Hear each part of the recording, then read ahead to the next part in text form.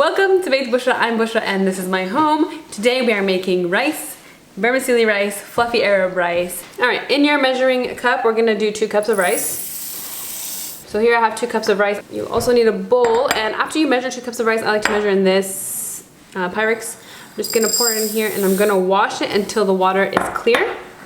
And I'll show you what that looks like. Always wash your rice. Rice needs to be washed. This is a short grain Calrose rice. If you can't find Calrose rice, a sushi rice works good. But most rice is either short or long, and this one is called Calrose. It's beautiful. I'm gonna wash it. Okay. So I've washed the rice about 10 times and it looks like this. It's not completely clear, but this is cleaner than how it started. And this is fine for me, for my rice to soak like this. Before we cook it, I'm going to wash it until the water runs clear. You're also going to measure some vermicelli. Vermicelli pasta looks like this. Just a short pasta. I'm going to put half a cup in here.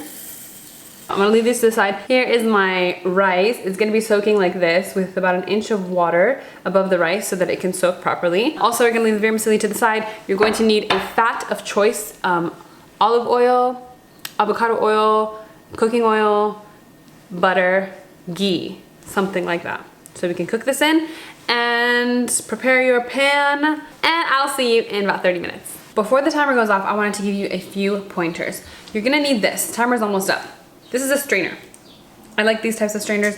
There's also this shape. These are found in lots of Asian stores, and this is helpful because the bottom is closed, but the side has like strainers on the side. I don't know if these are for pasta or what, but we use them for rice, and when you soak your rice in here, you can just, boop, the water drains out right here. Another good option. I like this for straining my rice, so we need this. Also, the pan that you're gonna use needs a lid. And I like to use a wide pan. Why? I feel like the rice gets a little bit more space to fluff up. So I like to use a wide pan. You can see this is a 3-quart large pan. Got it? Okay, you need the lid. Now, let's talk about butters. So, the best authentic Syrian flavor, Arab flavor, Middle Eastern flavor for rice will be to use high quality ghee butter. You can make delicious rice with just using olive oil as your fat, and it's gonna give wholesome, clean, fresh flavor, and it's going to be better for your heart, better for your diet if you are watching your weight for whatever reason. Olive oil is great. Personally, I'm going to use a mix of butter and oil, and I'm gonna prep that now. Alexa, stop. Pan, butter. Okay, we're gonna put some butter in here. I'll show you. I'm so excited. I like to mix olive oil with my butter because olive oil has a higher smoke point than butter, and I like the flavors of them together. More butter, more fat in the rice will make for fluffier rice. If you don't put enough fat in your pan at the bottom, you won't have good rice. Actually, I want a little bit more butter, all right? I'm going to strain my rice. I'm going to turn on the water and let the water rinse the rice until the water runs clear.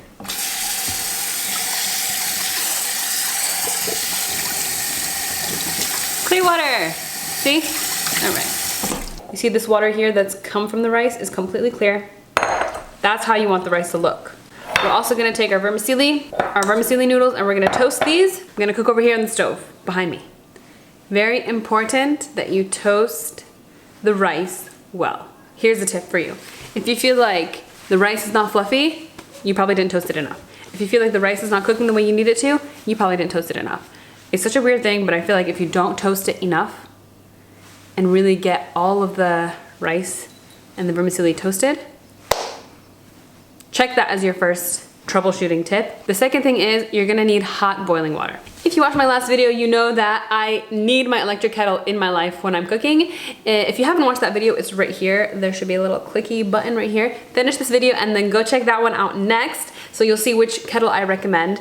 But it's very important that your water is hot and boiling when you pour over the rice as soon as it needs to be, as soon as the rice is ready. If you don't have an electric kettle, you can just use hot water straight from the tap. However, I prefer this. We're gonna heat it, and I'm gonna take you over there. We're gonna turn on the heat and start with the vermicelli. Now that everything is melting and bubbly, I got my kettle going. I'm gonna start by toasting the vermicelli.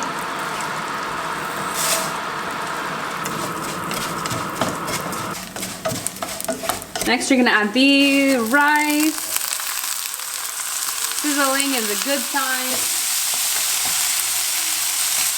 You see the rice is not white anymore. It's a little bit almost trying to get clear, trying to look like it's clear. And nothing is sticking to each other. All the rice is not sticking to its rice friends.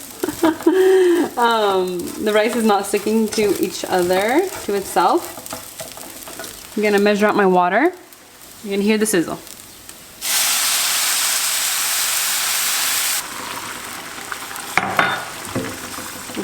Turn the heat down a little bit. Add the salt. I'm going to cover and reduce to a low heat. This is going to cook covered until the water is completely absorbed by the rice, or about 10 minutes. I would check it about 10 minutes and see how it looks like.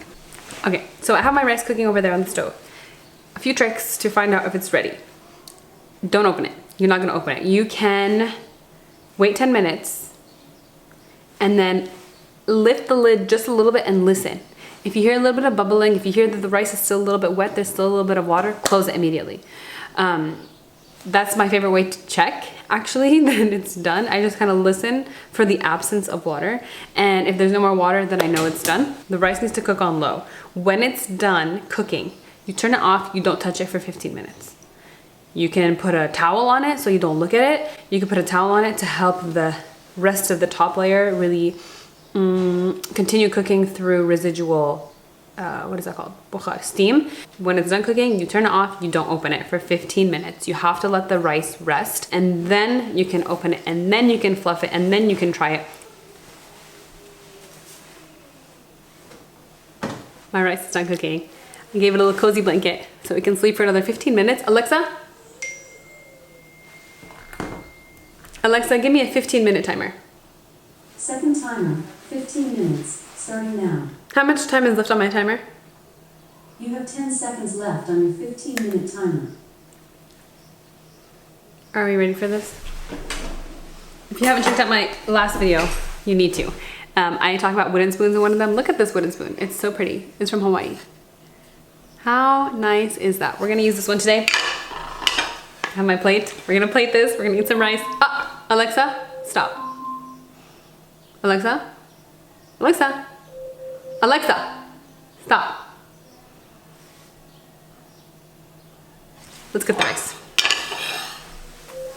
Alexa, stop. It's gotten nice cozy under his blanket. Let me show you what it looks like. So, wow. Oh, it's steamy. To fluff it.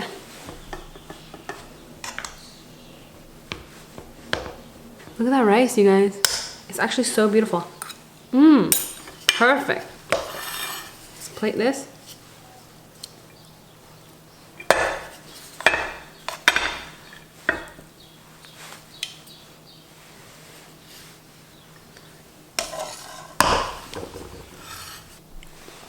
Look at my rice, you guys. Look at my rice. Look at my rice.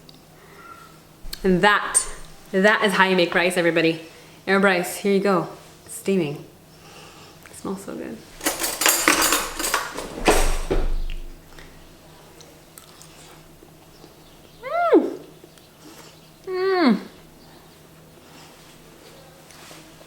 Wow, that is where it's at.